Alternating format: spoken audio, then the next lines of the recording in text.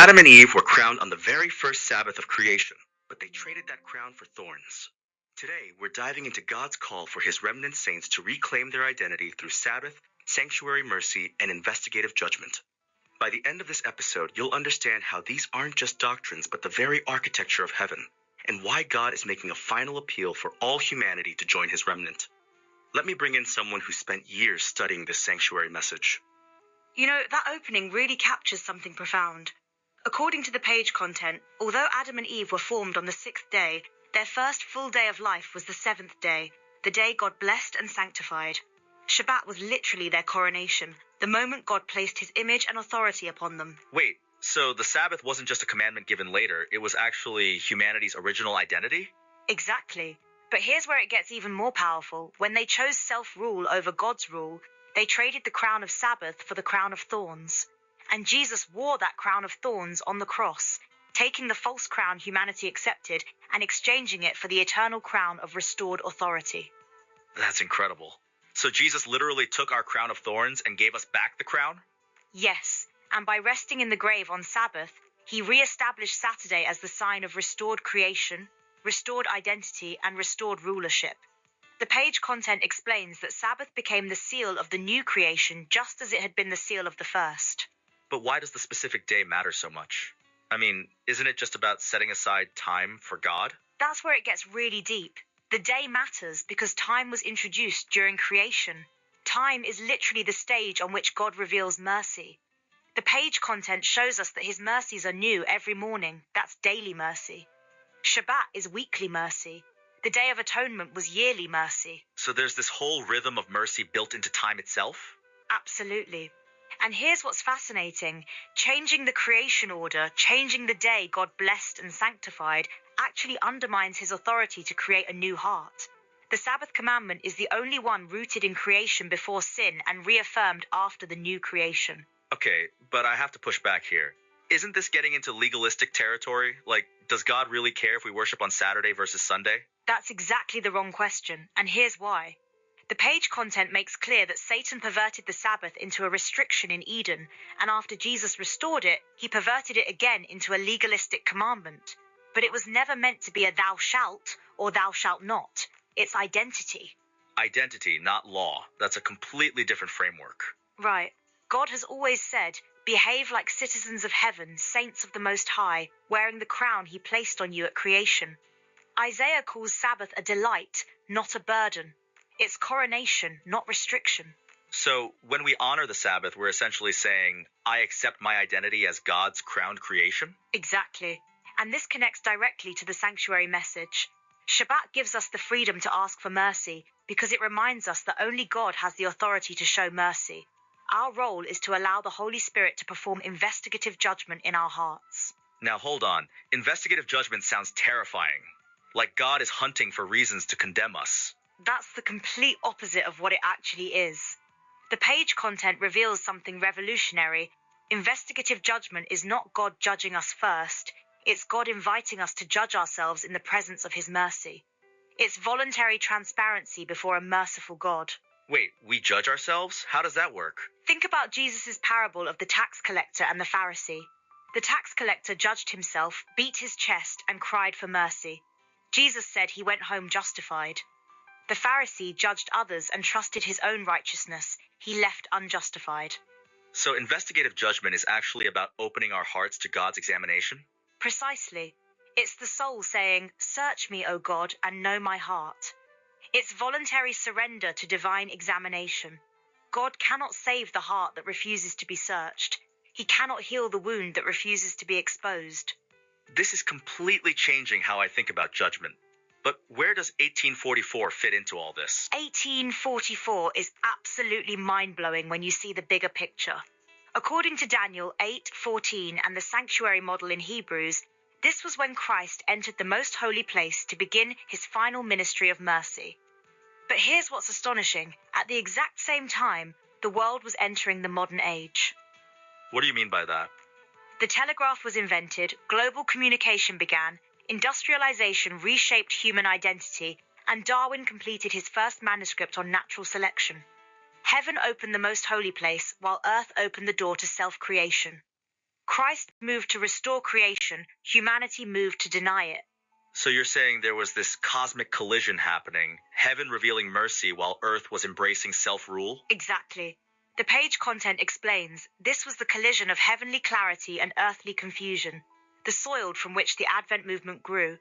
As the world accelerated into secularism, God opened the throne room of grace. And the telegraph wasn't just technology, it was prophetic? For the first time in human history, the world became one connected organism. Information could travel at the speed of electricity. This was the beginning of the age when Satan could spread lies with unprecedented speed. And at that exact moment, Christ opened the most holy place to reveal truth. That's fascinating. So God was preparing for global deception by opening global access to mercy? Yes, and this is where the remnant comes in. Between 1850 and 1859, early Advent believers began understanding the sanctuary, the Sabbath, investigative judgment, and the three angels' messages. This wasn't organizational ambition, it was prophetic response. So the remnant isn't about being exclusive, it's about having a specific message for a specific time? Exactly. The page content makes clear this is about responsibility, not superiority. The world needed clarity. It needed a sanctuary message that could anchor humanity in confusion, a Sabbath message that could restore identity, a judgment message that could reveal mercy. But what does it actually look like to live as part of this remnant today? It's about becoming light and salt. Jesus said we are the light of the world and the salt of the earth. Light reveals what is true, salt preserves what is good. And we reflect him most clearly when we live in harmony with his truth, the Sabbath, the sanctuary, investigative judgment. So it's not just about believing these doctrines, but embodying them? Right. The page content explains we are the courtyard in our bodies, the holy place in our minds, and the most holy place in our hearts. To live as light and salt, we must care for all three, physically, mentally, spiritually. That's why the health message matters. It's not about rules, it's about being a whole witness? Exactly.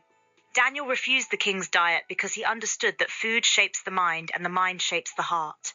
The body is the temple of the Holy Spirit.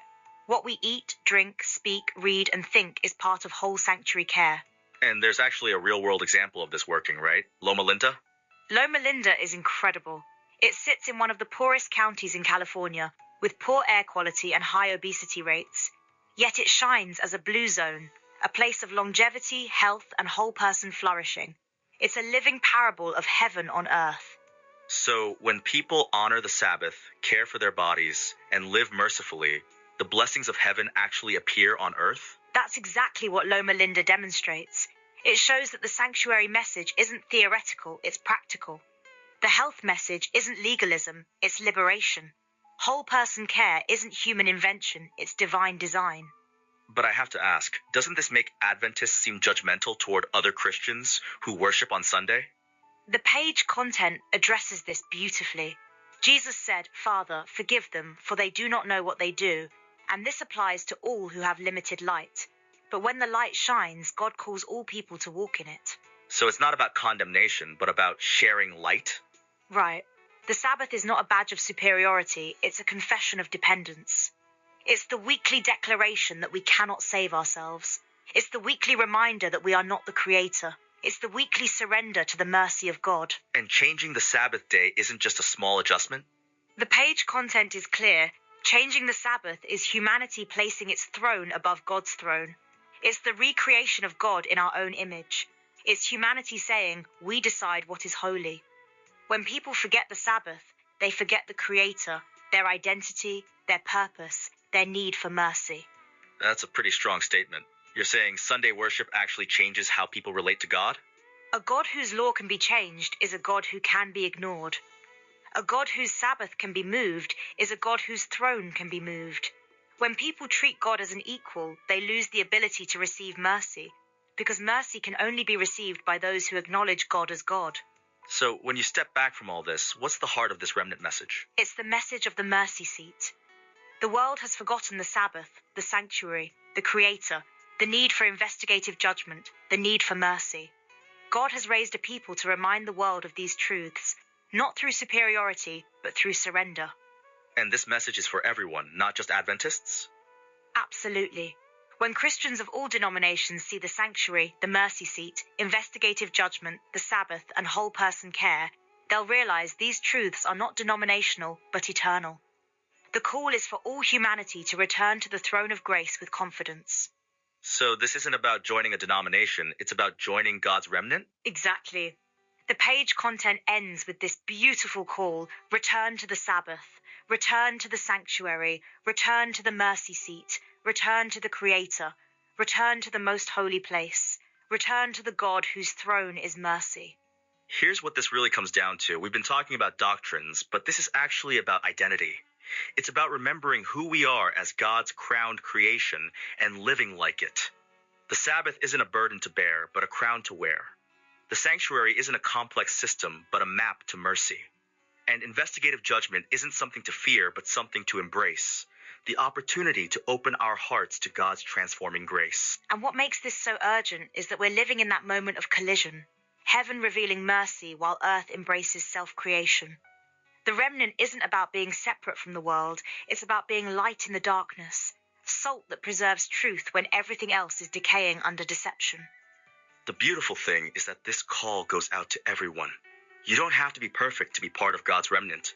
You just have to be willing to let the Holy Spirit search your heart, to trade your crown of thorns for the crown of life, to step into that most holy place where mercy triumphs over judgment. That's the call of God in these last days, not to join a denomination, but to join his remnant. And all God's people say? Amen and amen.